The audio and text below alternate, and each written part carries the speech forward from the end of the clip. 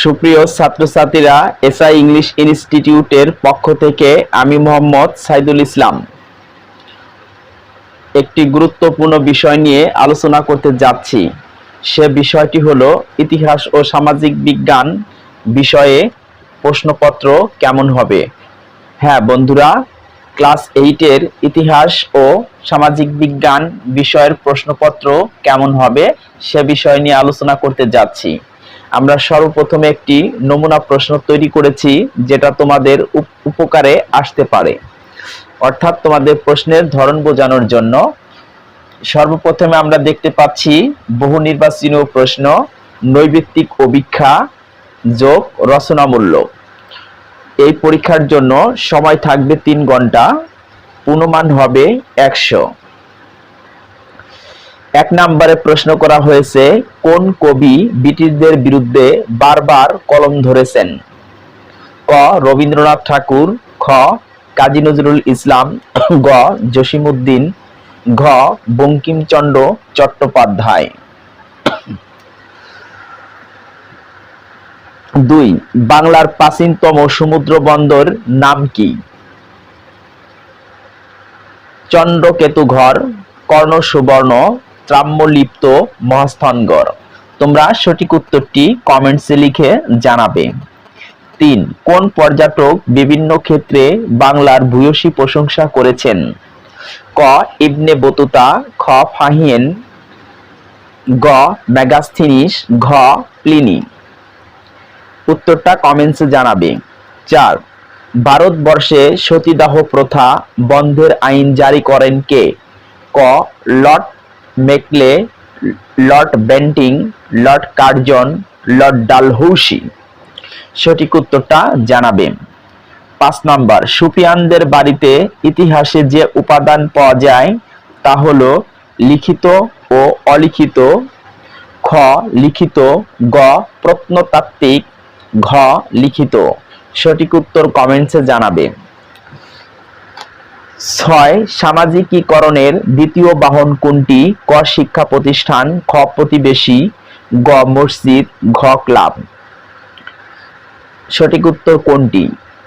7. কিসের সহজলভ্যতা নতুন গণমাধ্যমকে জনপ্রিয় করে? খুবই গুরুত্বপূর্ণ প্রশ্ন। ক. অর্থ, খ. ইন্টারনেট, গ. জনগণ, ঘ. সময়। সঠিক উত্তরটা জানাবে। 8. মোট দেশজ উৎপাদন বা জিডিপি এর পুনরূপ কি?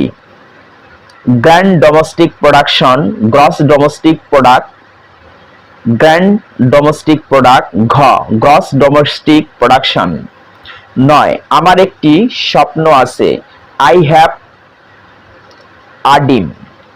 বিখ্যাত এই উক্তিটি কার? ক. মহাত্মা গান্ধী, খ. মার্টিন লুথার কিং, গ. রোজা পার্কস, ঘ. Richard Nixon. 10. 30 দিনে 1 মাস হিসাব সর্বপ্রথম আবিষ্কার করেন কারা? ক. মিশরীয়রা, ক. সুমেরীয়রা, খ. মিশরীয়রা, গ. এসেরীয়রা, ঘ. ক্যালডীয়রা। 11. সর্বপ্রথম লিপি আবিষ্কার করেন কারা? ক. ব্যাবিলীয়রা, খ. মিশরীয়রা, ঘ. গ্রিকরা, ঘ. রোমানরা। 12. ইতিহাসের জনক কে? ক. সক্রেটিস, গ. হেরোডোটাস, ঘ. পিথাগোরাস। 13. পৃথিবীর মানচিত্র সর্বপ্রথম অঙ্কন করে কারা? ক. মিশরীয়রা, খ. গ্রিকরা, ঘ. ভারতীয়রা, ঘ. ফিনিশীয়রা। 14. কোনটি মানুষকে দক্ষ জনশক্তিতে রূপান্তর করে? ক. গুণগত শিক্ষা, খ. বয়স্ক শিক্ষা, গ. উন্নত স্বাস্থ্য ব্যবস্থা, ঘ. আইনের শাসন। 15. কোন বনাঞ্চলকে পৃথিবীর ফুসফুস বলা হয়? ক. পেইরি, খ. চিরহরিৎ, গ. অ্যামাজন, ঘ. লাউয়াসরা। বন্ধুরা, এই হলো তোমাদের 15টি নৈর্ব্যক্তিক বা বহু নির্বাচনীয় প্রশ্ন।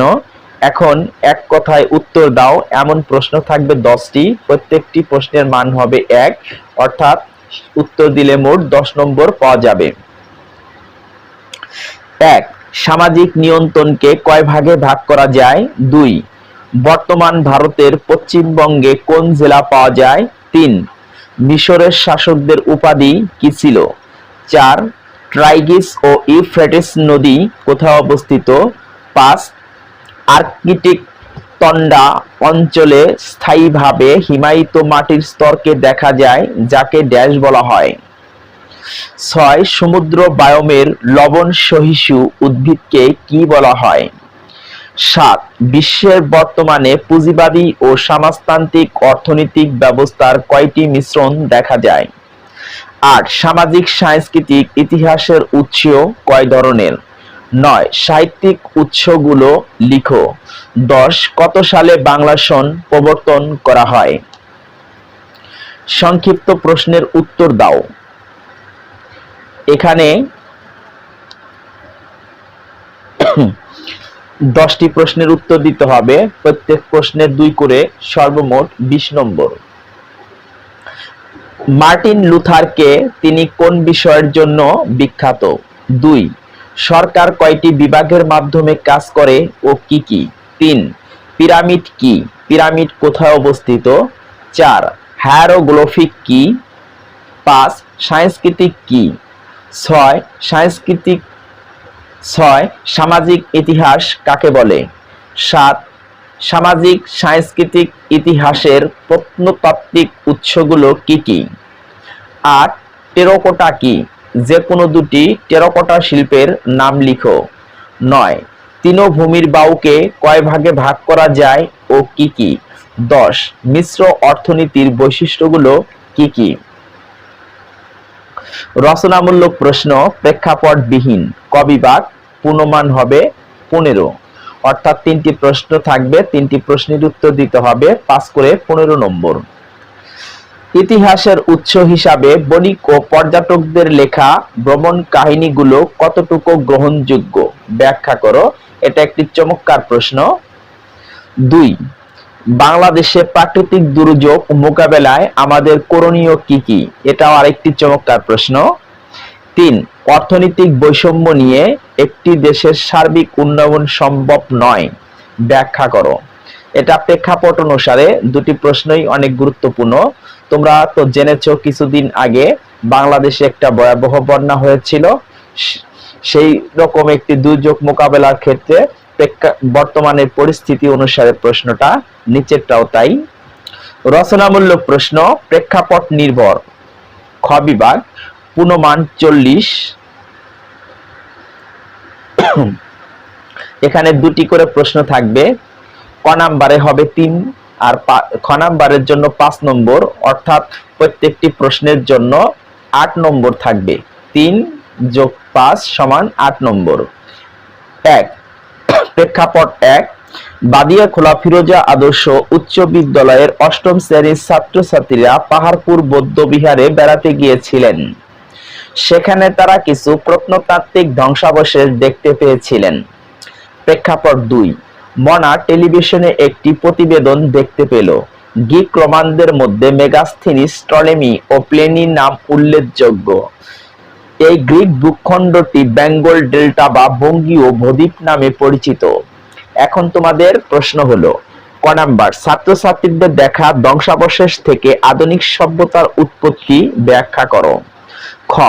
মনার জানা সভ্যতায় শুধু জ্ঞানী নয়, নারীদের মর্যাদাও ছিল উচ্চমানের, বর্ণনা করো। 2.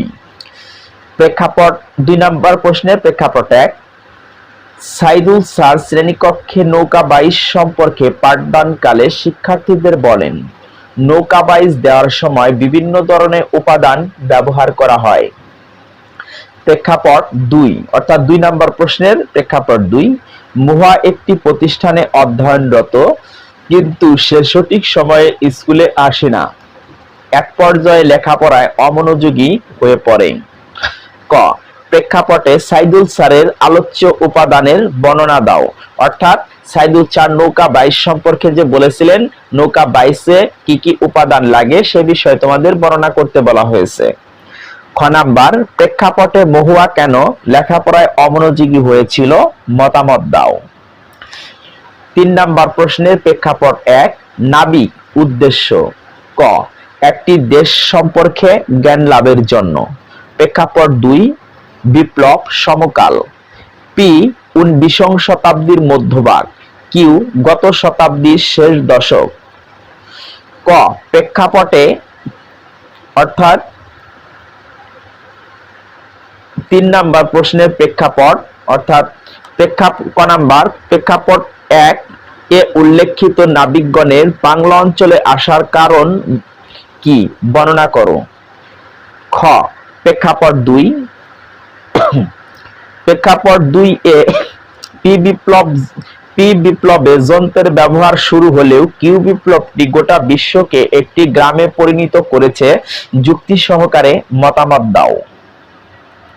4 নাম্বার প্রশ্ন, প্রেক্ষাপট 1, মানিকগঞ্জে বসবাসরত সাইমন সুন্দরবনে বেড়াতে গিয়েছিল। তার এলাকায় বিদ্যমান পশু পাখি ও প্রাণীর মধ্যে ভ্রমণরত অঞ্চলের পশু পাখি ও প্রাণীর মধ্যে ব্যাপক পার্থক্য পরিলক্ষিত হয়। 4 প্রেক্ষাপট 2, অষ্টম শ্রেণীর অপূর্ব একজন খুদে ডাক্তার।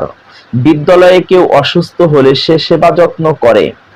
এখন প্রশ্ন, ক, সাইমনের ভ্রমণরত অঞ্চলের সাথে নিজ অঞ্চলের পশু পাখির আচরণগত পার্থক্য বর্ণনা করো। খ, অপূর্বর আচরণ সামাজিকীকরণের কোন মাধ্যমের বহিঃপ্রকাশ বর্ণনা করো। 5 নাম্বার প্রশ্ন, প্রেক্ষাপট 1 এ পণ্যের উৎপাদন বেশি, বাজার অর্থনীতিও বলা হয়। বি, পণ্যের উৎপাদন কমে যায়, নির্দেশনামূলক অর্থনীতির ব্যবস্থাও বলা হয়। প্রেক্ষাপট 2, বায়োম বৈশিষ্ট্য।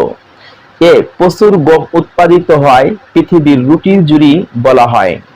বি, অপেক্ষাকৃত কম উৎপাদিত হয়, বাংলার রুটির জুড়ি বলা হয়। ক, প্রেক্ষাপটে উল্লেখিত এ ও বি বাজার ব্যবস্থার মধ্যে তুলনামূলক সাদৃশ্য বৈসাদৃশ্য ব্যাখ্যা করো। খ, প্রেক্ষাপট এ ও বি উল্লেখিত অঞ্চলগুলোর মধ্যে কোন কোন ধরনের ভূপ্রাকৃতিক বৈশিষ্ট্য পরিলক্ষিত হয় ব্যাখ্যা করো। সুপ্রিয় ছাত্রছাত্রী বন্ধুরা, এই হলো তোমাদের ইতিহাস ও সামাজিক বিজ্ঞান বিষয়ের একটি নমুনা প্রশ্ন। এই প্রশ্নটি তোমাদের কেমন লেগেছে, কোন কোন প্রশ্ন তোমাদের সবচাইতে ভালো লেগেছে সেটি তোমরা কমেন্টসে জানাবে, এবং যে সকল প্রশ্নগুলোর উত্তর তোমরা খুঁজে পাচ্ছ না বা তোমাদের নিজ থেকে উত্তর করতে পারছো না সেই প্রশ্নের জন্য কমেন্টস করবে। আমি তোমাদের কমেন্টস দেখে পরবর্তীতে সেই প্রশ্নগুলোর উত্তর লিখে দেওয়ার চেষ্টা করব। ধন্যবাদ ছাত্রছাত্রী।